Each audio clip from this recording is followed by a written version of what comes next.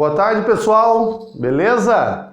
Gente, dando sequência então das nossas aulas, agora começamos com uma frente nova, né? Óptica geométrica, ou também chamada teoria corpuscular, pessoal.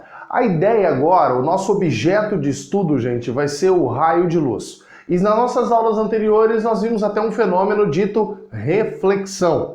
E a reflexão, pessoal, o fenômeno de reflexão obedece em duas leis.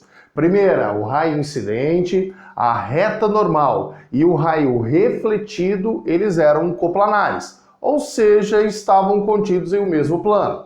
A segunda lei da reflexão dizia que o ângulo de incidência, o ângulo formado entre o raio incidente e a reta normal, era igual ao ângulo de reflexão, ou seja, esse ângulo formado entre a reta normal e o raio refletido. Agora nós vamos ver sistemas ópticos, gente, que se aplica ao fenômeno de reflexão. O primeiro dos sistemas ópticos que nós vamos estudar é o espelho plano. O espelho plano nada mais é do que um sistema óptico que obedece às leis de reflexão. Dentro dessa nova característica, desse novo fenômeno de reflexão, nós precisamos definir algumas peculiaridades envolventes a espelho plano. E o primeiro, e um dos mais importantes, lógico, a formação de imagem. Como se deve a formação de imagens em espelho plano, gente? Para isso, eu coloquei aqui uma linha, entre aspas, na horizontal, aqui uma linha reta, e coloquei agora E. Lembra que até então, nas aulas anteriores, eu não colocava a letra E. Eu colocava um S de sistema óptico, porque o sistema óptico que acontece reflexão não necessariamente precisa ser um espelho plano. Poderia ser um S, lembra que eu falei? O capô do meu carro, se eu polir, também reflete a luz? Porém, agora o nosso estudo é exatamente sobre o espelho, gente. Esse daqui é o meu ponto objeto, lembra a abreviação PO? Como que esse observador aqui, pessoal, ó, tentei fazer um olhinho aqui, tá? O símbolo da óptica geométrica. Como esse observador, por reflexão, vê a imagem proveniente desse objeto? Para isso, eu preciso que vocês lembrem como que nós classificávamos imagem. Nós classificávamos imagem quanto à natureza, real ou virtual. A natureza da imagem sendo real era quando os próprios raios refletidos se interceptavam, se cruzavam. Já se não os raios refletidos, e sim os prolongamentos dos raios refletidos se interceptam, gerava então uma imagem de natureza virtual. Então vem cá, pessoal, vamos jogar aqui. Preciso de dois ou mais raios, né, pessoal, que se interceptem ou os seus prolongamentos se interceptem para que forme a imagem. Desses dois, gente, vocês vão ter que sempre seguir da mesma maneira. O primeiro dos dois, você vai ter que jogar um raio saindo do objeto, lógico, perpendicular ao espelho, ou seja, formando 90 graus. Um raio de luz que é jogado perpendicularmente no espelho bate e reflete sobre o próprio objeto. Mas após a reflexão, sempre deixa para trás os seus prolongamentos, pessoal, que seria uma linha imaginária, o caminho que a luz seguiria se não tivesse o espelho. Aqui é o primeiro dos dois raios notáveis, pessoal. O segundo raio notável que nós utilizamos em espelho plano, você pode jogar em qualquer lugar da superfície refletora do espelho. E eu vou jogar arbitrariamente aqui. Opa! Lembra que quando o raio de luz toca o meu espelho, o meu sistema óptico, eu tinha que imaginar quem, pessoal? A linha normal. Essa reta normal que é perpendicular à superfície. E aí o espelho plano, como obedece às leis da reflexão, o raio de luz vem incidente, bate e reflete, chegando aos olhos do observador. Mas todo raio refletido deixa para trás quem, pessoal? Os seus prolongamentos, pessoal. Os seus prolongamentos. Reparem que quem se intercepta, quem se cruza aqui, são os prolongamentos, dando origem à nossa imagem. Olha aqui o meu ponto imagem, pessoal.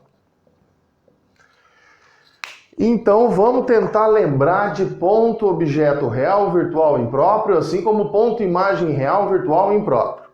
Quando os raios de luz saem do objeto e chegam no sistema, nós dizemos ser um ponto objeto. Aqui sai de um ponto e chega. Então esse objeto é um ponto objeto real.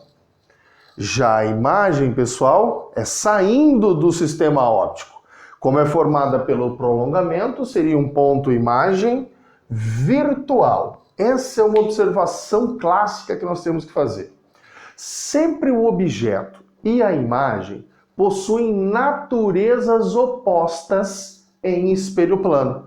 Essa é uma observação que a gente tem que colocar aí, pessoal, no papelzinho. O ponto objeto e o ponto imagem sempre possuem naturezas opostas no espelho plano. Primeira observação. Então, objeto e imagem, vamos colocar aqui as observações. Observação. Objeto e imagem possuem naturezas opostas. Objeto, abreviação, tá, pessoal? E imagem, abreviado também, possuem naturezas opostas.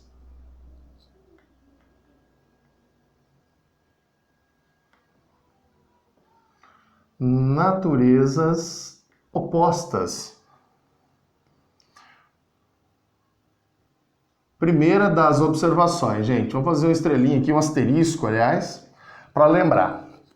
Segunda observação, gente. Reparem na beleza, na simetria. A distância que o objeto se encontra do espelho, essa distância que eu vou chamar arbitrariamente de x, é a mesma distância que a imagem se encontra do espelho. Então, nós dizemos que o espelho plano forma uma imagem equidistante do espelho, ou seja, a distância do objeto ao espelho é a mesma distância da imagem ao espelho. Acontece aqui uma simetria, então a imagem é simétrica. Podemos dizer que a imagem é simétrica em relação ao objeto.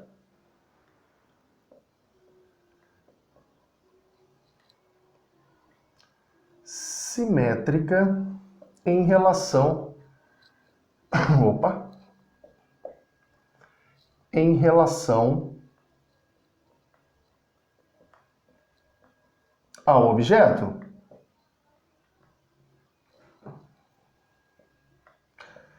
E a terceira observação é o nome dessa imagem, pessoal. Você já deve ter reparado que diante de um espelho plano, quando você levanta a mão direita, aparentemente o seu reflexo é a mão esquerda.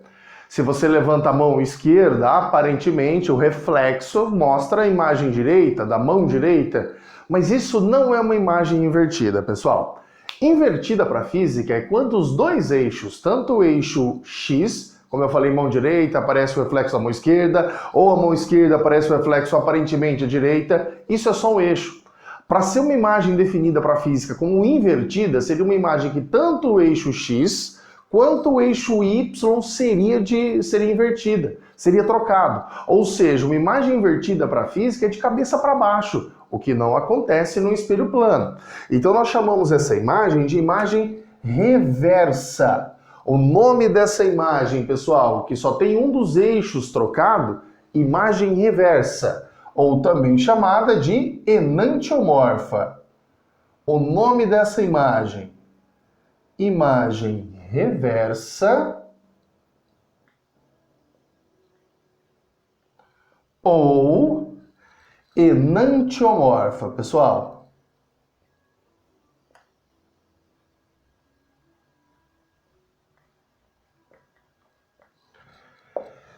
Basicamente, essas são as três observações quanto à formação de imagens diante de um espelho plano, gente.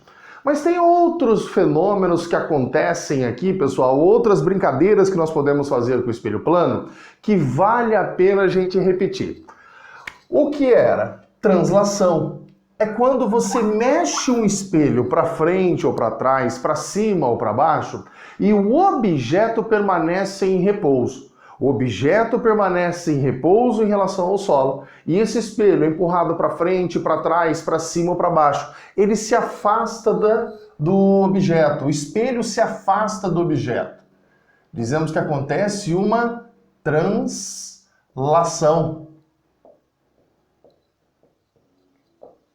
Nessa translação, pessoal, nós temos que a seguinte relação. o deslocamento do espelho, que eu vou colocar um desenho, é o dobro, o deslocamento, vamos trocar de desenho por desão. O deslocamento da imagem é o dobro do deslocamento do espelho. Vamos escrever isso aqui, pessoal.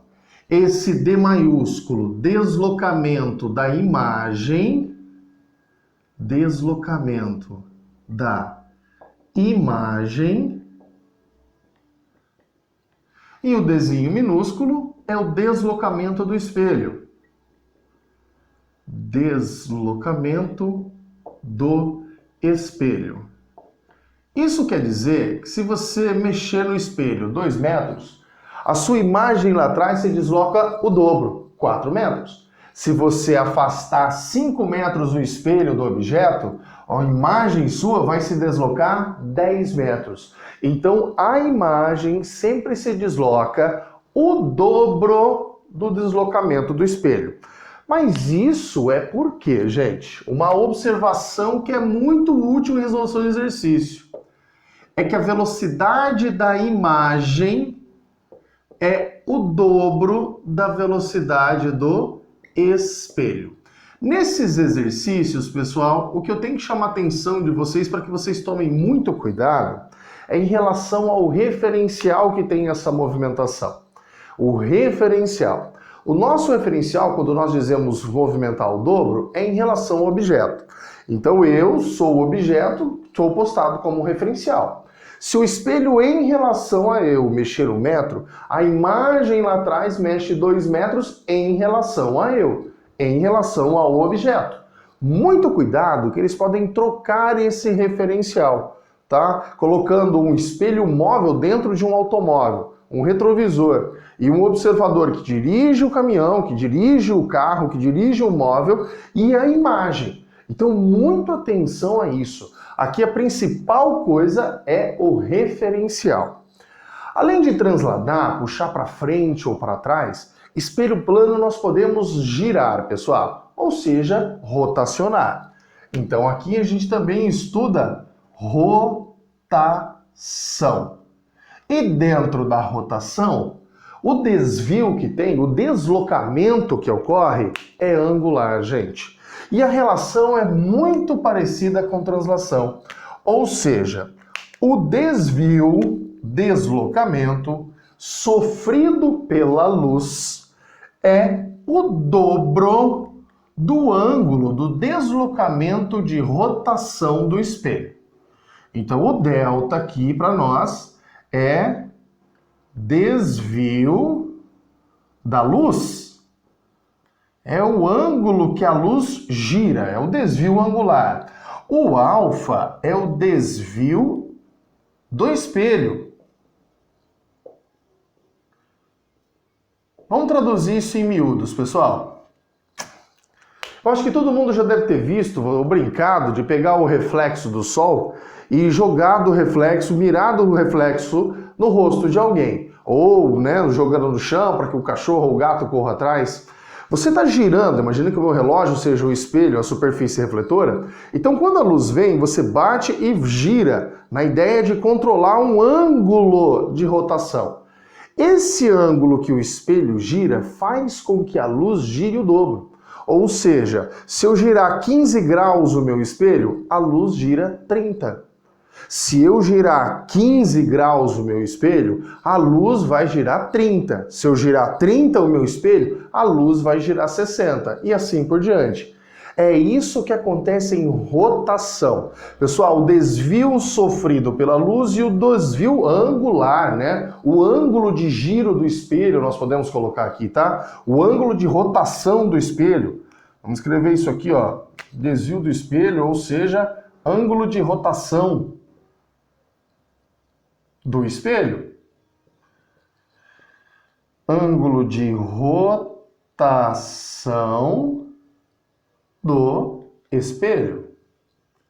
Lógico, né, gente? O espelho plano, tá? E a última das brincadeiras que nós podemos fazer com o espelho plano, a última das relações, é o que nós chamamos de associação, gente. é colocar dois espelhos um diante do outro. Nessa situação, o que interessa para nós é o número de imagens fornecida por esses dois espelhos, pessoal. Então, nós temos um determinado objeto postado entre dois espelhos. Qual é o número de imagens que esses dois espelhos vão nos fornecer? Então, vamos aqui para associação de dois espelhos. Associação de espelhos planos.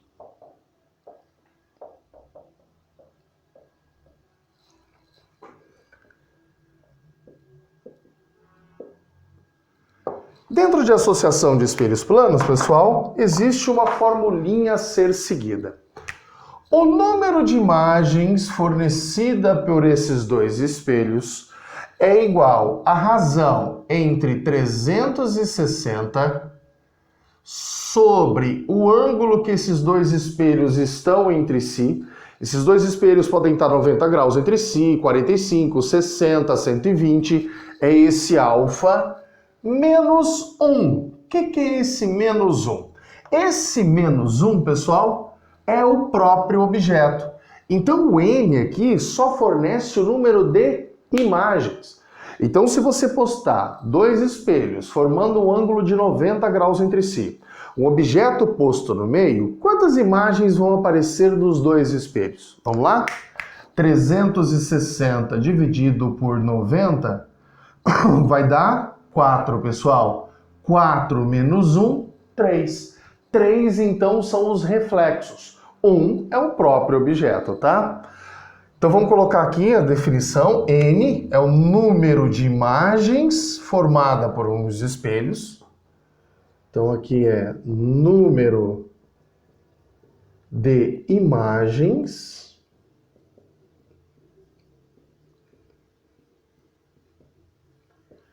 o alfa é o ângulo entre os dois espelhos. Ângulo entre os espelhos.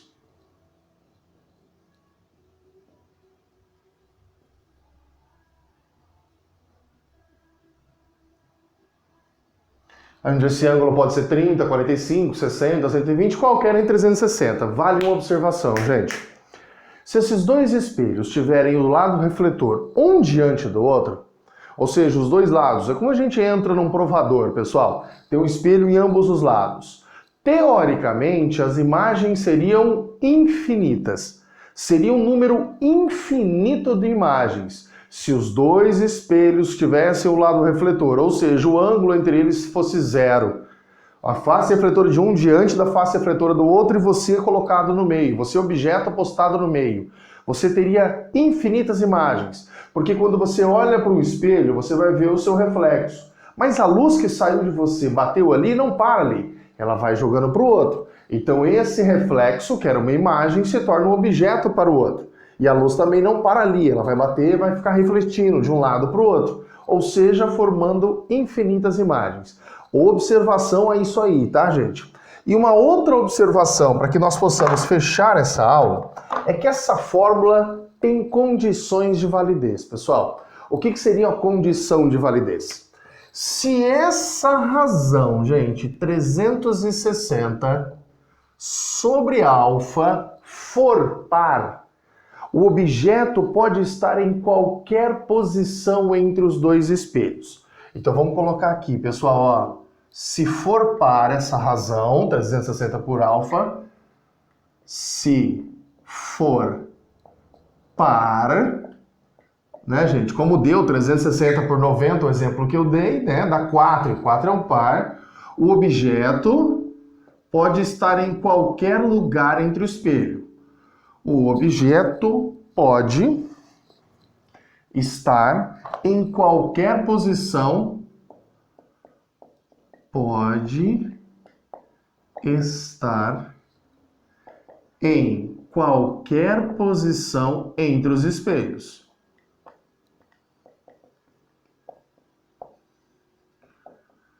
Posição entre os espelhos.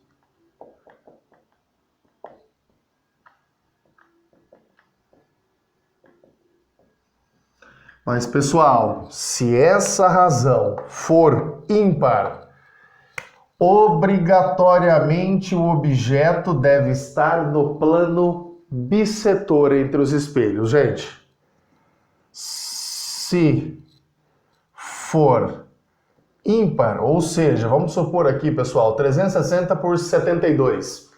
O ângulo entre os espelhos, 72 graus. 360 por 72 daria 5. 5 é um número ímpar. Então o objeto não pode estar em qualquer posição entre os espelhos. Se isso for ímpar, o objeto deve estar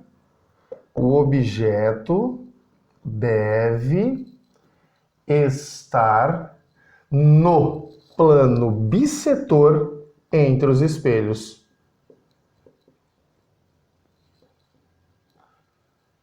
Bissetor dos espelhos.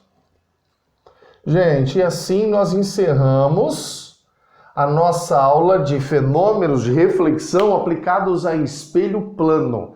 Agora a gente continua estudando reflexão, só que em espelhos esféricos. Até mais, galera!